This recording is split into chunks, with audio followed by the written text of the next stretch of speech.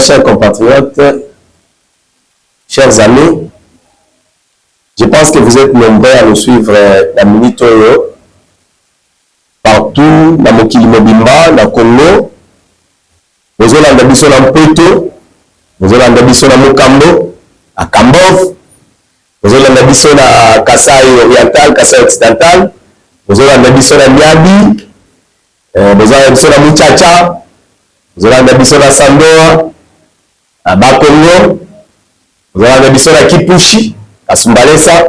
En tout cas, vos amis belés à Kolanda biso partout. Toponing on a espace Oyo. Rien que la vérité, les amis, espace Oyo, et ça me biso, on a posé la makambo ya mboka. L'actualité politique en République démocratique du Congo et dans le monde. On rebête à ma soloana dans le cadre ya espace Oyo ou soit émission Oyo. Émission la biso, rien que la vérité, l'élo, toko ça dans l'écran ligne, toko décortiquer actualité politique ya mboka na biso. Ça veut dire que toko bete le bino masolo ya situation oyo ezali na kati ya mboka. Toko bete masolo ya discours ya chef de l'État devant les corps diplomatiques accrédités en République démocratique du Congo. Tokobeta masolo ya dialogue national congolaise, la vision ya chef de l'État selon le dialogue. Président de la République a dit dialogue et à la main de condition minime. Le président a donné des conditions pour la tenue du dialogue en République démocratique du Congo. Tokobeta lisolo wana. Tokobeta lisolo ya intervention de Monseigneur Cholet sur une chaîne de la place. Tokobeta lisolo. Tokobeta lisolo ya Kabila. Joseph Kabila mort ou vivant. Tokobeta lisolo. Très chers compatriotes, biscano sur vos amis, bon liker, bon aimer, bon partager l'émission la bino. Bon permettre à nous de nous chance ya koyoka lisolo ya solo. Parce que nous allons dire que la vérité, rien que la vérité. Dans la bouche de Joseph Germain Tchamanga, biso tokolobaka ka vérité. Oui. Honorable Joseph Germain Tchamanga, nakolobaka ka vérité. Pour ngai, nazalaka mutu ya solo, nakobetaka ka vérité. Vérité polele. Toko décortiquer situation politique ya mboka na biso na malembe. Toko yebisa bino le dessus des cartes ya misolo moko na baoyo tokoli kobetela awa. Na kati ya mission na biso ya milieu, toko betela lisolo ya gestion ya ville province ya Kinshasa. La politique de la ville province de Kinshasa. Donc tout la poni le poni Kinshasa, oui, c'est la capitale. Le respect bien ordonné commence par soi-même. To bandela na Kinshasa. Donc il y a un après.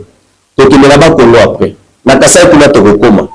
Na Katanga tokokoma. Na Lamba tokokende. Puis tokokende. Tokokoma partout. Na Bandaka tokokende. Mais pour l'instant, nous allons parler de la ville-province de Kinshasa. Oui. Nous allons commencer rapidement avec le discours du chef de l'État devant les ambassadeurs. Le chef de l'État a parlé aux ambassadeurs. L'ambassadeur bazalaki na bango na mokonzi ya mboka basololi na ye basali échange de vœux mokonzi ya lobi mais nga na kozwaka essentiel. L'essentiel c'est la partie où le président de la République parle on a lisolo ya dialogue. Oui, dialogue ekozala mokonzi ya lobi dialogue ekozala yo osala nani boye. Le président de la République a lobi ke tokosala dialogue na Congo. Et puis, la première fois, tout ça, le dialogue, tout ça, là, déjà, le dialogue. Depuis que Félix Tshisekedi est président de la République, à ça, ça, là, le dialogue, mais seulement, ils ont un dialogue. Le dialogue, dans le format, le président de la République organise des dialogues chaque jour. Moutamba, comme qui ministre de la justice, dialogue, c'est le mec entre Moutamba et la présidente. Tango président utiko sulu na bajena wa na stade ezalaki dialogue te. Bah jeune ba betelaki président masolo na bango, il pas beteli bango masolo na ete. Eza dialogue. Lelo Adolphe Muzito aza na gouvernement akoti mbelu. Mais dialogue esalemi te. Président ayambaki Adolphe Muzito, ayambaki bandeko belé, y compris président Martin Fayol. Mais dialogue esalemi. Le président parle avec des dialogues permanents remplis de moitié. Avec Félix Tshisekedi, les dialogues, c'est tous les jours. Maintenant, certaines personnes pensent que le dialogue est dans un format, non. Le format est dans l'eau, mais il y a proposé qui format dans l'église catholique est cessée, va proposer format dans le dialogue. Mais le format, monsieur, c'est un dialogue souverain, dialogue national souverain. Oh, c'est la Monseigneur Mosengo. Peut-être qu'il y a un inspiré par salon de Bassala dialogue, monsieur. Le là, il y a l'ibosé à national souverain de Salamaka sous la conduite de Monseigneur Mosengo. Oh, le monsieur c'est Rolanda Saint-Sylvestre toujours. Et il y a une génération européenne Bassango préféré que y a un Bassala dialogue na bango. Il y a un SCC, Bassala ici Makas.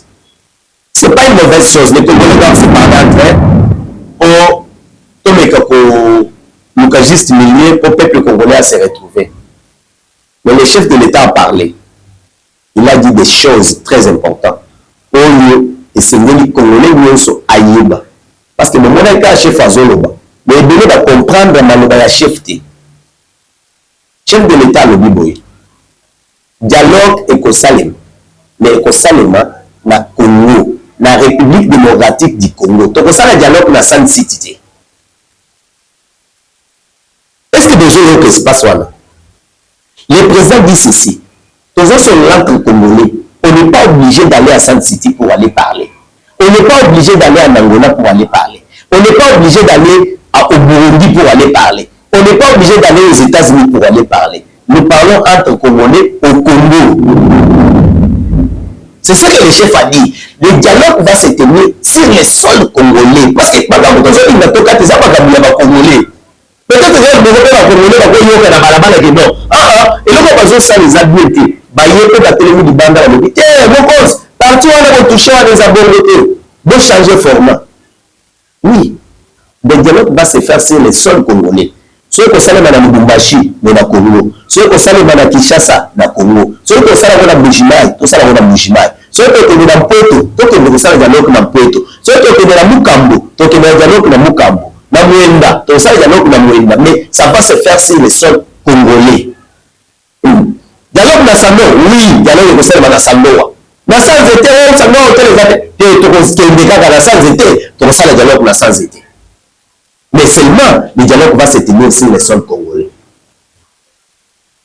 Président Lobiboye, dialogue et pourquoi mater raison, il y a que justice à tika kolande la bateau va salimabe.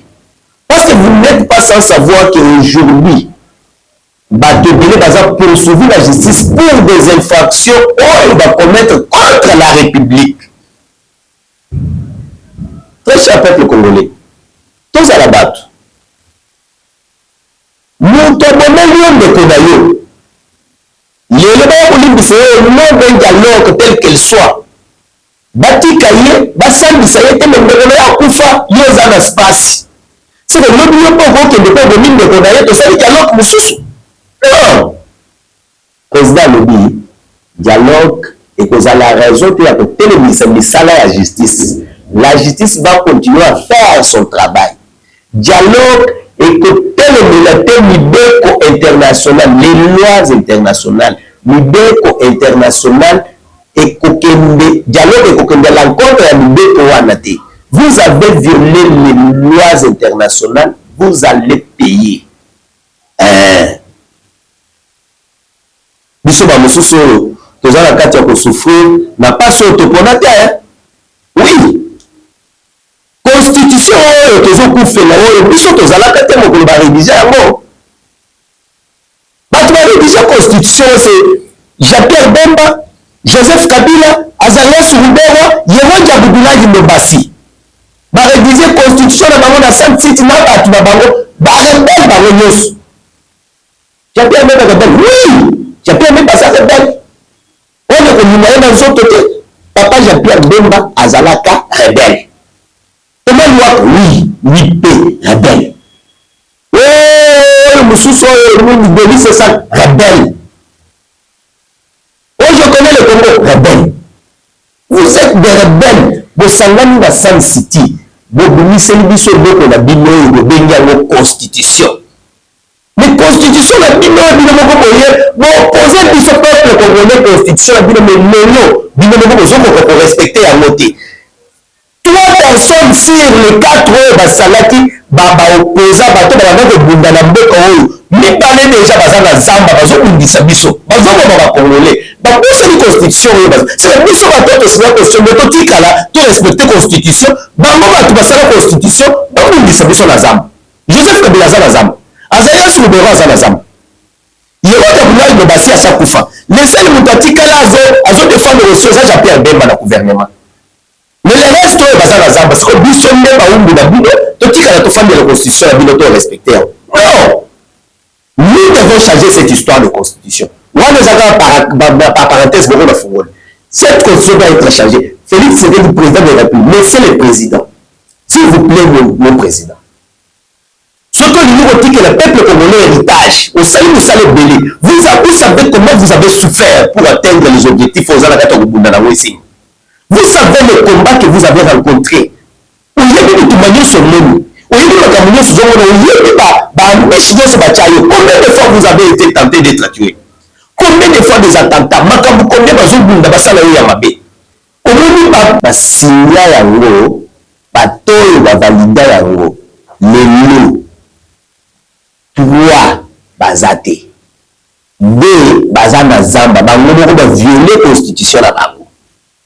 Parce que bisonde banyao, bata, ba imbécile tokotikala, tozo respecter constitution et ba kolo bango batika.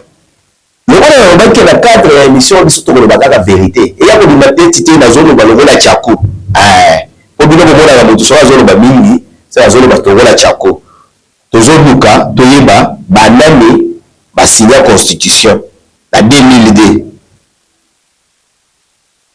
L'accord global inclusif incluant la constitution de la République démocratique du Congo a été signé le 19 avril 2002 à Sun City en Afrique du Sud. Elle a été signé par notamment le gouvernement de Kinshasa, le MLC, gouvernement de Kinshasa et ça Joseph Kabila. MLC Zanen, donc il est le président Jean-Pierre Bemba.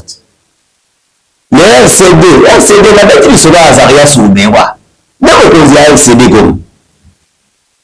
Ah, l'opposition politique, ah, on est aussi. Parce que l'opposition politique à l'époque, l'opposition qui s'est débattue, il y a Papa Etienne Tshisekedi. Est-ce que l'IDP c'était à Sun City? Non. IDP s'attire au signer du Lébodi. Dans Sun City, l'IDP ça l'a quitté. Mais vous avez dit quoi? Ils ont dit gouvernement de la République. Bah, représentant à Joseph Kabila, parce qu'il y a Kendakati, il y a Tikalaka à Kinshasa. Bah, le Bible, Joseph Kabila a signé la Sun City, l'opposition politique, la société civile et la composante Maïmaï. Bah, Maïmaï il y a Tawana. Il y a Moscou, Takatu, Bango, bizarre. Bah, Maïmaï, nous sommes utilisés par Rwandais. Nous avons signé la compte à Maïmaï. Après Bango, Joseph Kabila a signé la version finale de la constitution transitoire. Vous avez bien. Joseph Kabila a signé la version finale de la constitution transitoire.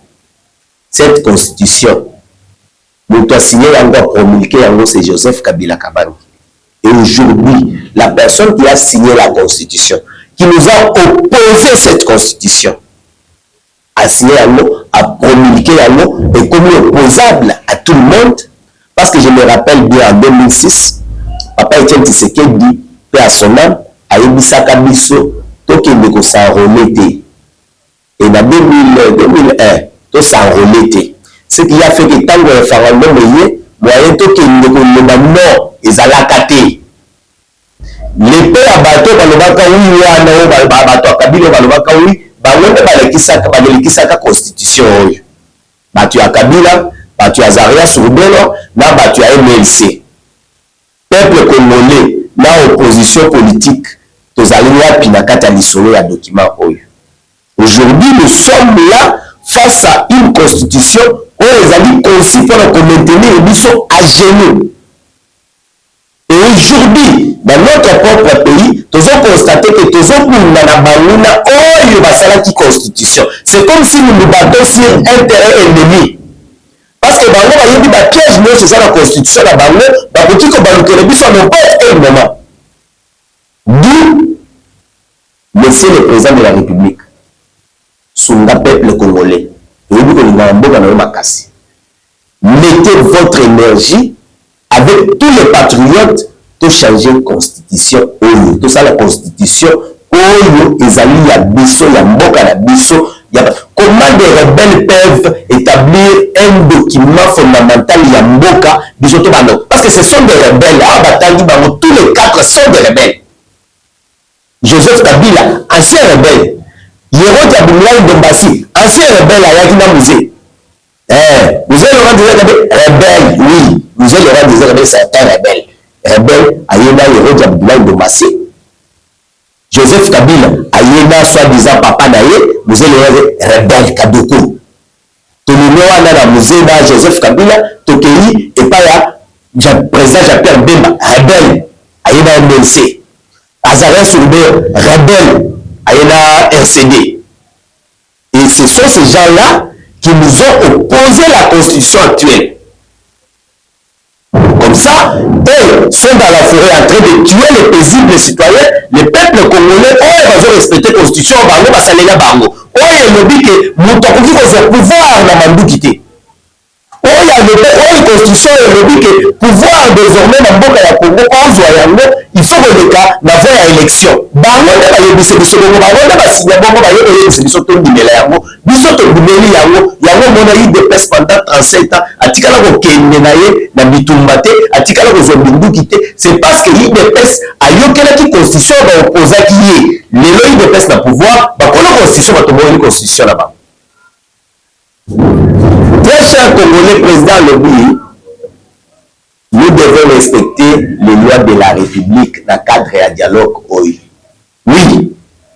la Constitution doit être respectée, bien que tu changer un mot. Mais jusqu'à preuve du contraire, cette Constitution, c'est la seule que nous avons. Nous devons la respecter jusqu'à preuve du contraire. On ne va pas changer un mot. Et je suis sûr que le président Félix Tshisekedi ne quittera pas le pouvoir sans avoir changé ce document. La Constitution va être changée, vouloir ou pas. Tous les Congolais patriotes digne de ce nom à se pénétrer la constitution à Boninga va changer. Parce que si nous ne changeons pas cette constitution aujourd'hui avec Félix Tshisekedi, lobby, s'il s'avère que Fayulu est commis président, nous allons dire que Fayulu ne peut pas changer la constitution. Lobby Kuna, ceux qui nous disent commis président, nous allons dire que Mouzit ne peut pas changer cette constitution. Lobby Kuna, ceux qui Moutamba commis président, nous allons dire Moutamba. Mais qui va changer au finish cette constitution? Et cette histoire restera comme ça. Non!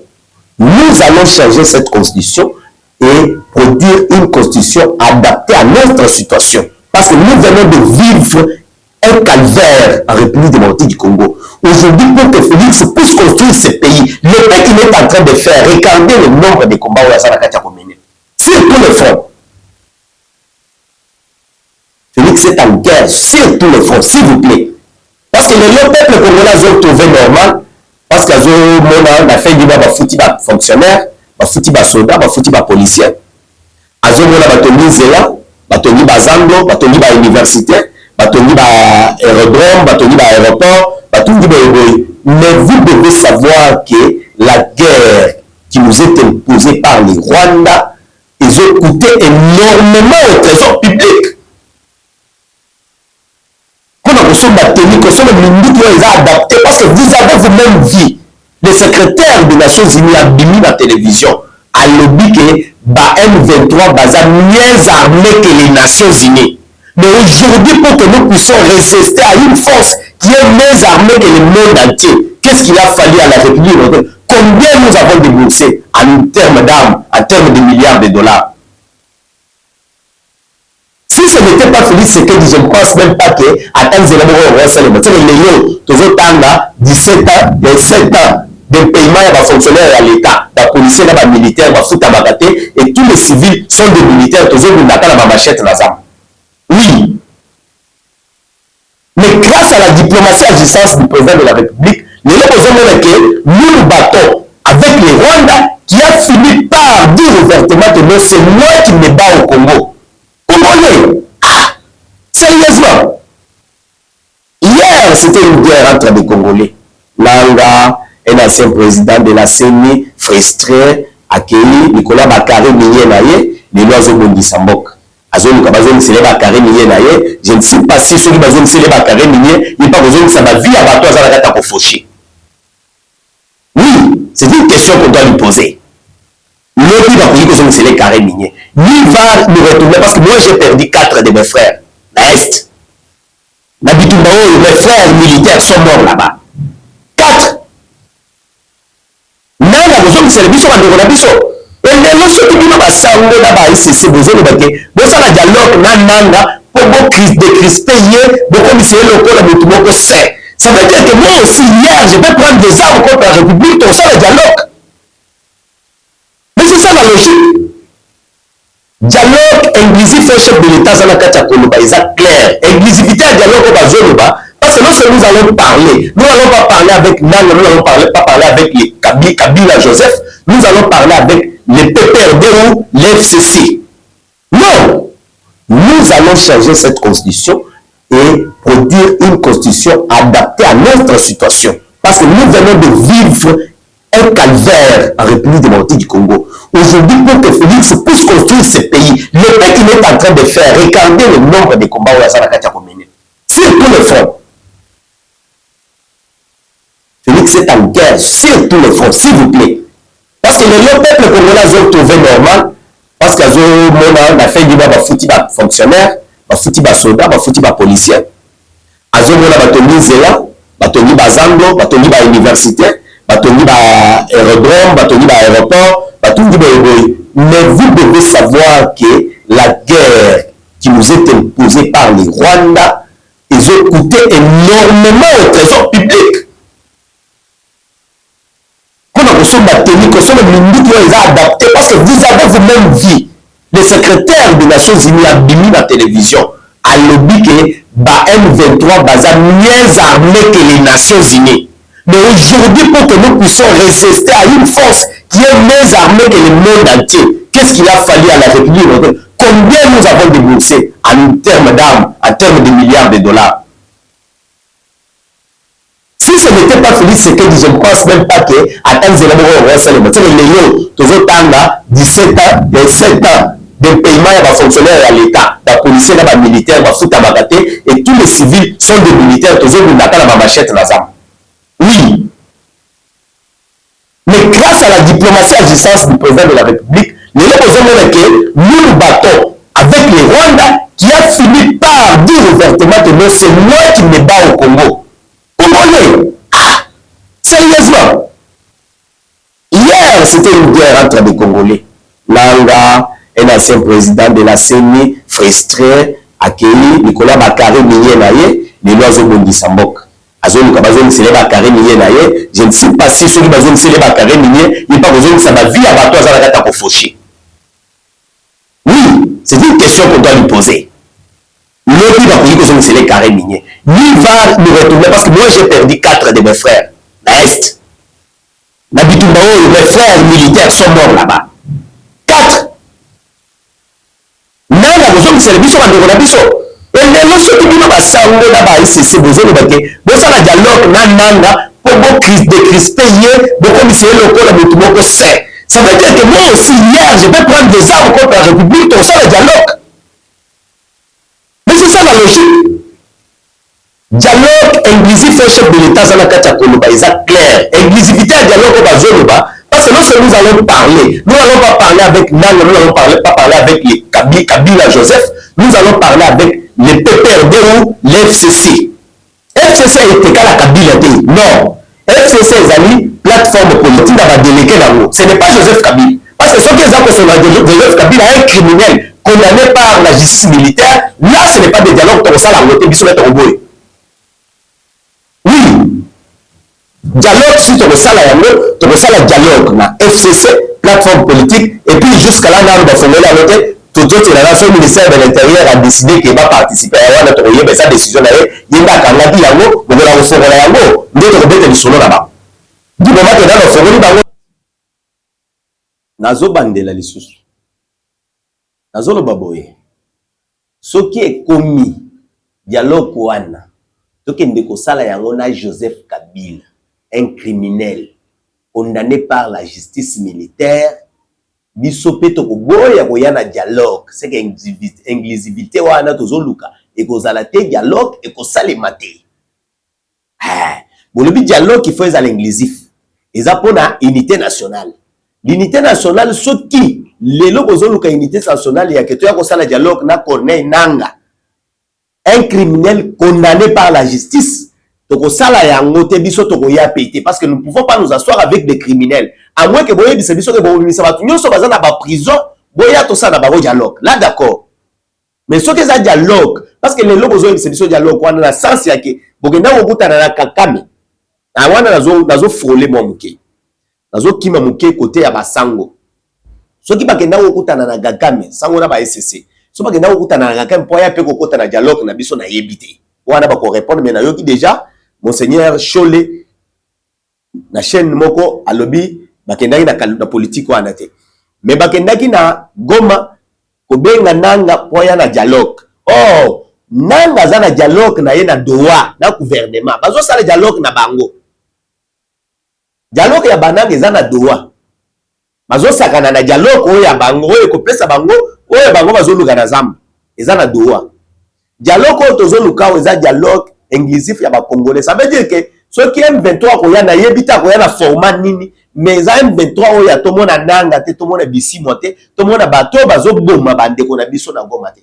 Nous avons perdu plus de 10 000 personnes à l'espace à 4 jours. Na Goma kaka. Na Bukavu combien sont morts? Pourquoi comme à Tina ou Vila, combien de personnes sont mortes? Na Kamanyola. Sérieusement. Après, tu es fandi, tu soleil, tu le binon, tu bomi moto. Ah! C'est comme moi, non, babomi la papa na ye, babomi maman na ye, atikali moi na ya 16 ans, ou bien 10 ans. Na bande ko na ye 3, azobunda po balia. Akobanda ko sala n'importe quoi pour bakola lobita ngo kozwa pe makasi azu mundu ki akoti pe na zamba to ko sa dialogue mususu. Non, les coupables doivent être punis pour leurs infractions. Nous allons dialoguer avec des gens qui n'ont pas de sang na maboko na bango ata maboko pembe lokola fachi béton ndi bato fana ba ona mesa to solo. Si to ko fanda na bato e babomi ba Congolais wana dialogue wana ko salemate.